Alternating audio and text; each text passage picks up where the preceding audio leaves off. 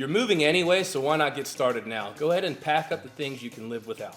This includes limiting the clothes to your closet, cleaning off the counter space, getting the kids' pictures and magnets off the refrigerator. If you have any excess furniture, let's put it in storage. That brings me to my next point. Let's talk about furniture. You don't have to go to Home Goods and buy a whole bunch of new furniture, which would be great, but we're trying to save money and maximize your earnings. We can probably use the stuff you already have. We can rearrange your space so that it's not necessarily comfortable for you, but it looks great for the new buyer. They want to be able to envision themselves and their furniture in your space. When you walk into a room, you want to create an open flow. Your eyes want to go directly to the back of the room.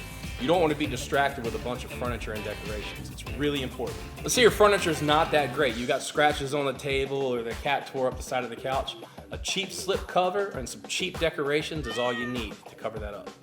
I'm not judging your style. I'm not judging the fact that you love burgundy on everything in your house, but the new buyer doesn't. We want to maximize that space, as I said earlier.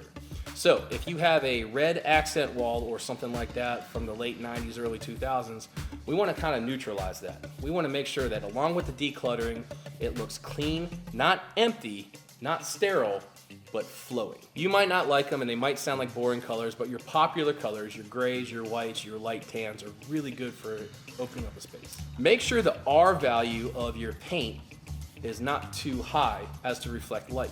Which brings me to my next option, improve your lighting.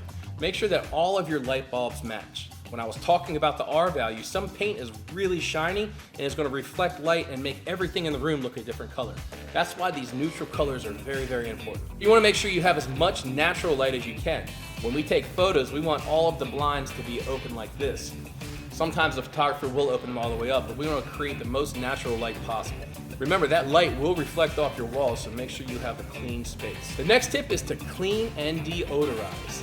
Now, you've heard the commercial, you must have gone nose blind. Well, this is actually a thing. Just because you don't smell your cigarettes, your pets, or your beautiful cooking doesn't mean the next person isn't going to. So smells have the ability to awaken a vivid part of your senses and they go back into your memory. So we want your house to give a lasting impression on the people that visited it. Make sure it smells good.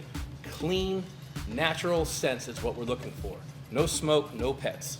A way to a memorable impression of this house is through the nose. The nose, or the olfactory nerve, connects to the hippocampus, which is our storage for our brain and our memories. That's where we go and dig deep for that file cabinet of what we remember.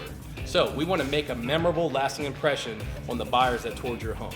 Natural scents, clean house. Focus on the details. We've neutralized your house, we've cleaned it out, everything is good, but it looks a little sterile. Little tiny pops of color and natural greenery go a long way. Especially if you have a light open space, a plant like this is going to go a long way in that white room. Make sure that the bed linens are matching, make sure that they're soft, make sure the curtains aren't too dark. Remember that light reflection? Well, that's going to happen. If you have a beautiful white room with dark burgundy curtains, that room is now going to be dim. But if you have a soft linen curtain, it's going to brighten it up and make it look bigger. The rule of threes is when you don't clutter a coffee table, but you have 3 objects all of different shapes and textures. For example, check this out. This person has 2 books, which will be 1, a candle, and a little green plant. All of those are different textures, but they add such a big vibe to that space, where you're not actually looking at the products individually, you're looking at the whole table. This is what's called an accent piece. Another cool thing is to set up the imagination. So let's say you have a beautiful gourmet kitchen, or not, let's just say you have a little island. Put a nice little tray on the island with some coasters, a bottle of wine, maybe 2 champagne glasses, something like that, just to make them visualize, oh, I could sit here and chill.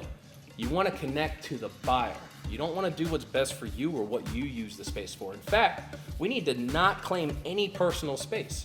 We don't want the trophy wall or the memory wall or the family wall. That's why we want to clean up and what we call neutralize that house. According to housemethod.com, 43% of people will judge your house just based on the look. That's half of our buyers almost. 57% of people say they judge the landscaping alone. 47% of those people are actually judging you. So let's make sure that curb appeal is on point. How else are we going to get the people that ride by your house to want to book an appointment without it looking great? So make sure that when we do the photos, your grass is cut, Your driveway is edged. The flower beds are nicely mulched. The trees are trimmed and the house is pressure washed. That is all stuff that you can do by yourself with your friends and family on a weekend. And it's going to create a good buzz for your home. And it might make the neighbors clean up a little bit too. While we're talking about housemethod.com, which is a little website I got for some tips and tricks, there are 6 things that people notice immediately when they walk in your home. 1, they're looking at how clean it is. 2, they care about how it smells. 3, they want to see how organized and clean you keep it. 4, they want to look at how well decorated it is. They don't want to see how gaudy it is. They want to see how well decorated it is. 5, all these things together make it look how expensive it is. You could have a very well-priced, expensive home, but if it doesn't look like it, they're not going to think it's worth that amount of money. And they say the number 6 thing they're looking for in your home is pet hair. That goes back to how clean you keep your home. So these are just some of the ideas, but an experienced real estate agent should be able to give you their own opinion. And remember, they're not out to get you, they're out to get those buyers. So if you're interested in selling your home, find a real estate agent that's going to talk to you, work with you, and not be afraid to tell you the cold hard truth. Let's do real estate right.